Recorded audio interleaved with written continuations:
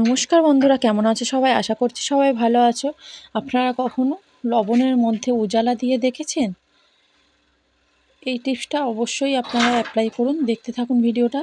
গরম ভাতের মধ্যে কখনো শুকনো লঙ্কা দিয়েছেন? ভিডিওটা পুরোটা দেখতে থাকুন। আশা করছি আপনাদের ভালো লাগবে। এই টিপসগুলো, ছোট ছোট টিপসগুলো আপনাদের অনেক কাজে আসবে। চলে আসছি প্রথম টিপসে। দেখুন বন্ধুরা, আমরা এরকম কাঁচের বয়াম আমরা আমাদের ঘি রাখি বা জ্যাম আমরা যখন বাজার থেকে কিনে আনি, জ্যামটা শেষ হয়ে গেলে বা ঘিটা শেষ হয়ে গেলে আমরা যখনই অন্য কিছু রাখতে যাব, এর কিন্তু একটা দুর্গন্ধ থাকে, তীব্র একটা গন্ধ থাকে, কিছুতেই জ্যাম বা ঘিয়ের গন্ধটা যেতে চায় না।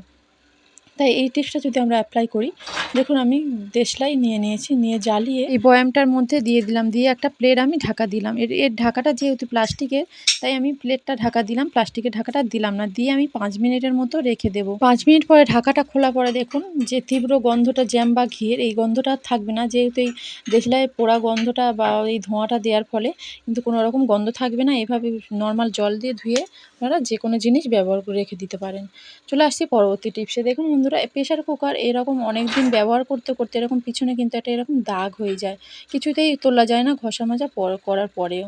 আর দেখুন এই টিপসটা যদি আপনারা অ্যাপ্লাই করি, আমি কিছুটা হারপিক আমি নিয়ে নিয়েছি। এটা আমার বাড়িতে রান্নাঘরে থাকে, রান্নার কোনো জিনিসপত্র পরিষ্কার করার জন্য। তাই দেখুন আমি নিয়ে একটু হালকা করে গরম করে নিয়েছি প্রেশার কুকারটা নিয়ে। আর গরম করার ফলে কিন্তু খুব তাড়াতাড়ি আমাদের পরিষ্কার হয়ে যাবে ঘষা মাজা ছাড়াই। আর একটা টুথব্রাশ নিয়ে আমি দেখুন এইভাবে আমি লাগিয়ে দিচ্ছি চারিদিকটা, যেখানে যেখানে ওরকম দাগ হয়ে গিয়েছিল।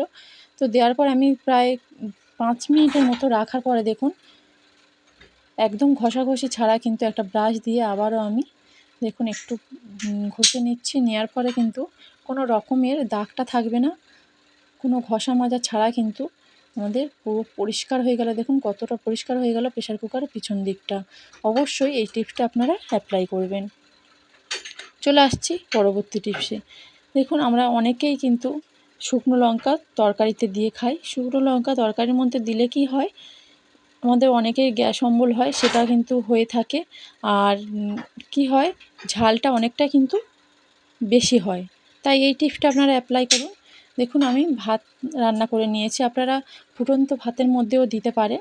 তো এটা আমি ভাতের ফ্যানটা ঝরিয়ে নিয়েছি। তো ফ্যানটা ঝরিয়ে নেওয়ার পরে কি করব, একটা আমি ছাঁকনি দিয়ে দিলাম, দিয়ে কয়েকটা শুকনো লঙ্কা যেটা তরকারির মধ্যে দেব দিয়ে দিলাম। এটা দেওয়ার ফলে কি হবে, এটা কিন্তু নরম হয়ে যাবে। এর মধ্যে যখনই আমরা তরকারিতে দেবো ঝালটাও কম হবে। আর যাদের গ্যাস অম্বল হয় তাদের এই লঙ্কাটা দেওয়ার ফলে কিন্তু আর গ্যাস অম্বল হবে না। আমরা খুব সহজেই কিন্তু সুন্দর করে তরকারিটা করে নেব। কোনো রকম কিন্তু যখনই আমরা এই মশলাটা বেটে তরকারিতে দেবো, যাদের গ্যাস অম্বল হয় তাদের আর এটা হবে না। চলে আসছি পরবর্তী টিপসে। বর্ষাকালে আমাদের অনেকেই ঠান্ডা লাগে, সর্দি কাশি বা জ্বর হয়, মুখে রুচি থাকে না, তেতো তেতো ভাব, তেতো লাগে, যা খাই আমাদের তেতো লাগে, মুখে কিন্তু কোনো রকম রুচি থাকে না। আমি কয়েকটা শিউলি পাতা নিয়ে নিয়েছি। শিউলি পাতাগুলো কি করব, আমি একদম কুচো কুচো করে এটাকে কেটে নেব। তো কেটে নিয়েছি দেখুন। কাটার পরে আমি এর এর মধ্যে আমি কিছুটা মসুরির ডাল আর চাল দিয়ে আমি পেস্ট করে নিয়েছি। নিয়ে হলুদ গুঁড়ো, লবণ আর কিছুটা আমি কালো জিরে দিয়ে দিচ্ছি। দেওয়ার পরে যে কুচনো শিউলি পাতাটা নিয়েছিলাম সেটাকে আমি ভালো করে এটার সঙ্গে মাখিয়ে নিচ্ছি। নিয়ে কি করব, আমি ফ্রাইং প্যানে এখন তেলটা গরম করতে বসিয়ে দিয়েছি। তো তেলটা গরম হয়ে গেছে দেখুন। দেওয়ার পরে আমি এটা ছোট ছোট করে বড়ার আকারে আমি এটাকে দিয়ে দিচ্ছি। এইভাবে আপনারা যদি বাড়িতে যখনই দেখবেন ঠান্ডা লেগেছে বা সর্দি কাশি জ্বর হয়েছে, মুখে রুচি আসছে না, বা বাচ্চাদের কৃমি হয়েছে, এইভাবে যদি খাওয়াতে পারেন, কৃমিও দূর হয়ে যাবে। আর মুখে যাদের রুচি আসছে না তারা কিন্তু এটা খেলে, আপনারা এই শিউলি পাতার রস করে খেতে পারেন। রস একটু তেতোর জন্য অনেকে খেতে পারে না।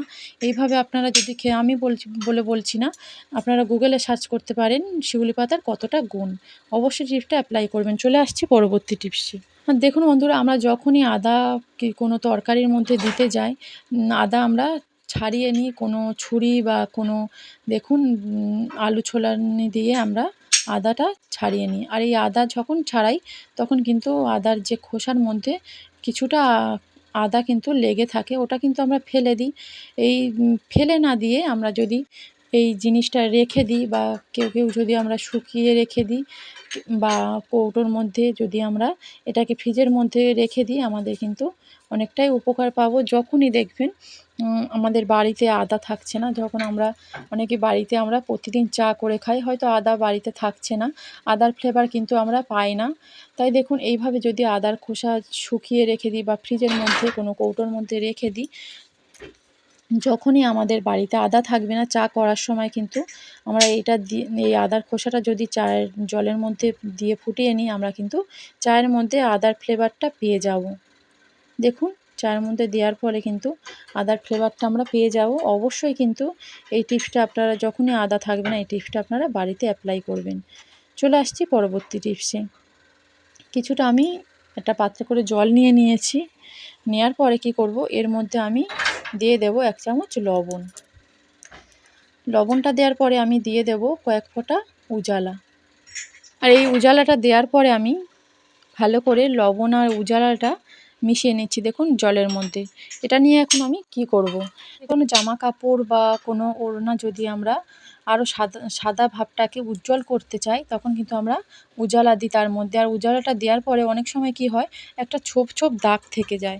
যে জামা কাপড়ে দেবো, সেই জামা কাপড়ে ছোপ ছোপ দাগ থাকলে কিন্তু অনেকটাই খারাপ দেখায় এই জামা কাপড়টা শুকানোর জন্য। দেখুন এই লবণটা দেওয়ার ফলে কিন্তু কোনো রকম উজালাটা কোনো এই জামা কাপড়ে ছোপ ছোপ দাগ দেখা যাবে না। চলে আসছি পরবর্তী টিপসে।